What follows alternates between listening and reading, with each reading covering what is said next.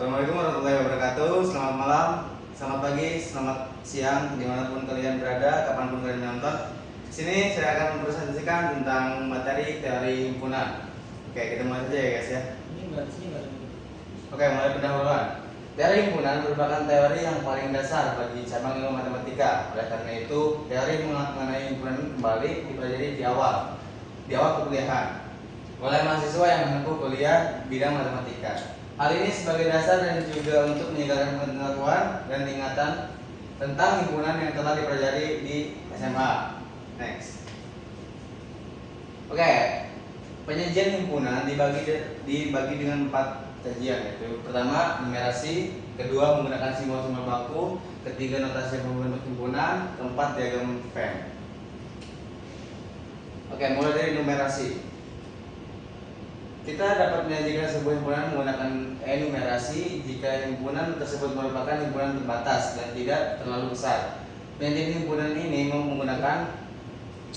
menuliskan semua elemen himpunan yang bersangkutan di antara 2 buah tanda kurung kurawal. Pada umumnya, satu himpunan diberi nama dengan menggunakan huruf kapital atau dengan menggunakan simbol lainnya. Contoh soal, himpunan A memiliki 4 anggota, yaitu 1, 2, 3, 4, 5, sampai 6. Maka himpunan B dapat ditulis sama dengan A 1, 2, 3, 4, 5, dan 6. Penyajian selanjutnya adalah menggunakan simbol-simbol baku. Dalam matematika terdapat beberapa simbol baku atau umum digunakan dari sebuah himpunan bilangan. Himpunan bilangan tersebut biasanya ditulis tebal dan kapital. Contoh simbol-simbol tersebut diantaranya sebagai berikut: C. Himpunan bilangan kompleks, R. Himpunan bilangan real, Q. Himpunan bilangan rasional, Z. Himpunan bilangan bulat, N untuk bilangan asli, dan P untuk bilangan bulat positif. Notasi pembentuk himpunan. Dengan notasi pembentuk himpunan, cara penyajian dengan metode ini adalah: himpunan dinyatakan dengan menulis syarat yang harus dipenuhi oleh anggotanya. Penulisan notasi ini yaitu X, di mana syarat yang harus dipenuhi oleh X. Aturan yang digunakan dalam penulisan syarat keanggotaan yaitu A bagian kiri tanda nilai I melambangkan elemen himpunan. B tanda I dapat dibaca di mana yang mana atau sedemikian hingga. Next. Contoh notasi pembentuk himpunan. A adalah himpunan bilangan bulat positif yang kurang dari 6. A dapat dinyatakan dengan A sama dengan X, di mana X adalah himpunan bilangan bulat positif yang kurang dari 6. Dalam notasi yang lebih ringkas dapat disajikan A sama dengan X, di mana X adalah elemen dari P. X kurang dari 6. Next. Diagram Venn. Dalam diagram Venn, himpunan semesta dilambangkan dengan U disajikan dalam bentuk segi 4, sedangkan himpunan lainnya disajikan dengan bentuk lingkaran, di mana dalam anggota suatu himpunan berada di dalam lingkaran. Ada kemungkinan 2 himpunan atau lebih memiliki anggota yang sama, sehingga gambar yang digambar di diagram Venn saling beririsan. Contoh diagram Venn, misalkan U, ini diagram Venn berisi tentang 1, 2, 3, 8, dan himpunan A 1, 2, 3, dan 5. Himpunan B 2, 5, 6, dan 8. Ketika himpunan tersebut dapat disajikan dalam diagram Venn sebagai berikut. Dapat dilihat dalam gambar. Next. Kardinalitas himpunan. Sebuah himpunan dikatakan himpunan berhingga atau finite set jika terdapat n elemen berbeda atau distinct. Dalam hal ini n adalah bilangan bilateral negatif. Begitu juga sebaliknya, sebuah himpunan dikatakan himpunan tak berhingga atau infinite set jika memiliki elemen tak berhingga dinamakan dengan elemen tak berhingga. Kardinalitas himpunan dinotasikan dengan n, jumlah n dalam A atau A, dengan menggunakan sebuah himpunan. Contohnya sebagai gambar, jadi gambar, oke. Next. Himpunan bagian. Sebuah himpunan bisa disajikan merupakan bagian dari himpunan yang lain. Seluruh anggota yang terdapat dalam suatu himpunan bisa juga merupakan anggota himpunan lain. Jika kita menekankan bahwa A adalah himpunan dari B dan A tidak sama dengan B, maka kita dapat menuliskan dengan A dengan C.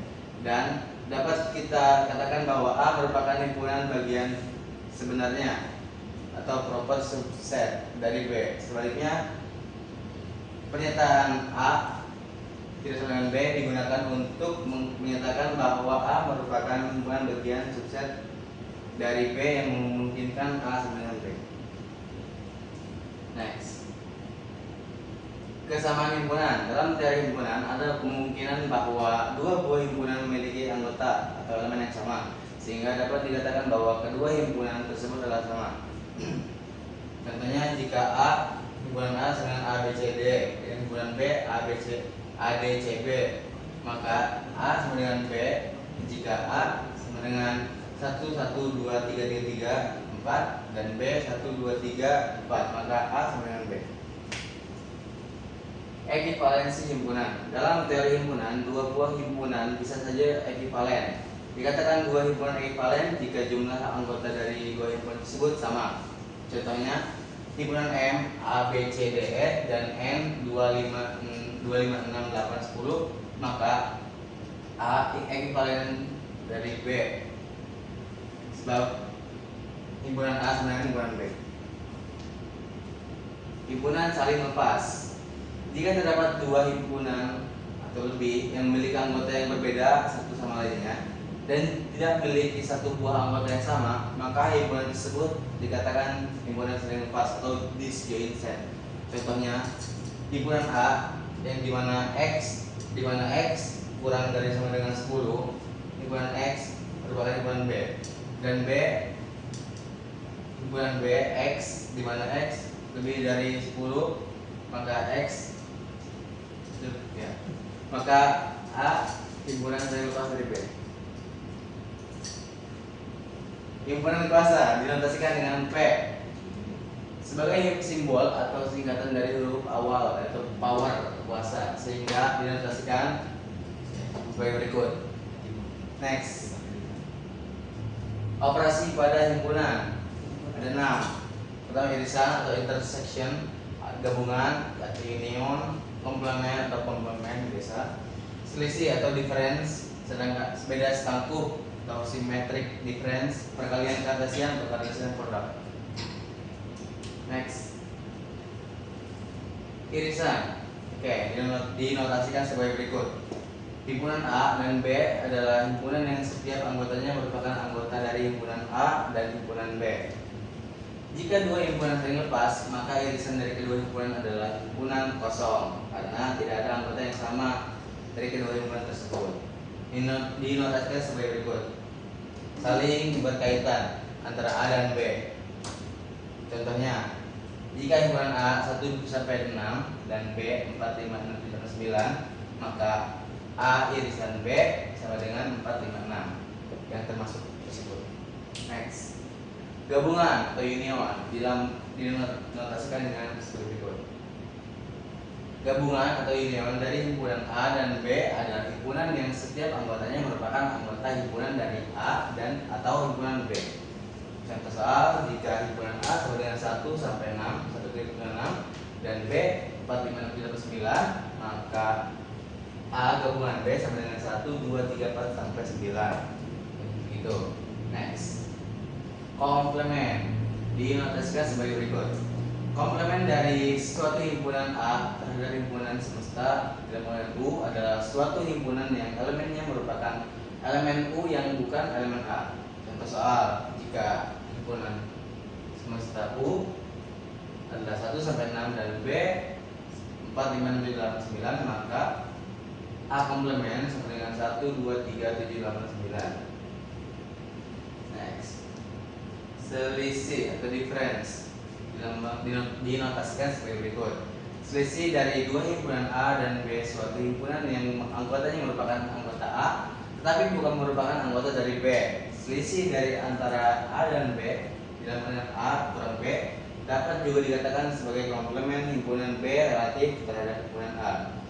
Contohnya, jika himpunan A 1 2 3 sampai 10 dan B 2 4 6 8 10 yang merupakan apabila bilang benar, maka A kurang B sama dengan himpunan 1, 3, 5, 7, 9, tetapi B kurangi A sama dengan selisih. Beda setangkup atau symmetric difference. Jika A dan B adalah himpunan, maka beda setangkup dari A dan B adalah suatu himpunan yang anggotanya ada pada A atau B, tetapi tidak pada keduanya. Dari definisi di atas dapat dinotasikan bahwa sebagai berikut. Next. Perkalian Cartesian atau Cartesian product. Jika A dan B adalah himpunan, maka perkalian Cartesian dari A dan B adalah himpunan yang anggotanya adalah pasangan berurutan atau order pairs yang terbentuk dari komponen pertama dari himpunan A dan komponen kedua dari himpunan B. Definisi di atas dinotasikan sebagai berikut. Contohnya, jika himpunan A sama dengan 1, 2, 3, B himpunan B sama dengan 2 dan 4, maka perkalian Cartesian A dan B yaitu 1, 2, 1, 4, 2, 2, 2, 4, 2, 3, 2, 3, 4. Next. Hukum aljabar himpunan. Terdapat sifat-sifat yang berlaku pada operasi dua himpunan atau lebih. Di sini ada hukum-hukum aljabar himpunan terdiri dari 11. Yang pertama ada hukum identitas, kedua ada hukum nol dominasi, ketiga ada hukum komplement, terus lanjut dengan hukum idempoten, 5 hukum involusi, dan 6 ada hukum penyerapan. Next. Ketujuh ada hukum komutatif, sedangkan ke-8 ada asosiatif, dan hukum ke-9 ada distributif, hukum ke-10 ada De Morgan, dan hukum ke-11 ada hukum 0/1. Prinsip dualitas himpunan. Prinsip dualitas himpunan merupakan prinsip yang penting dalam aljabar himpunan. Kita dapat mempergunakan prinsip ini dalam menentukan kesamaan himpunan lain dalam operasi U dan N, dan himpunan membuktikan dual dari kesamaan himpunan lainnya. Pada tabel 2 ini menunjukkan bahwa hukum-hukum aljabar himpunan beberapa memiliki dualitasnya. Dilihat hukum identitas, ini dualnya sama seperti yang tadi. Next. Prinsip eksklusif dan inklusif dinotasikan sebagai berikut.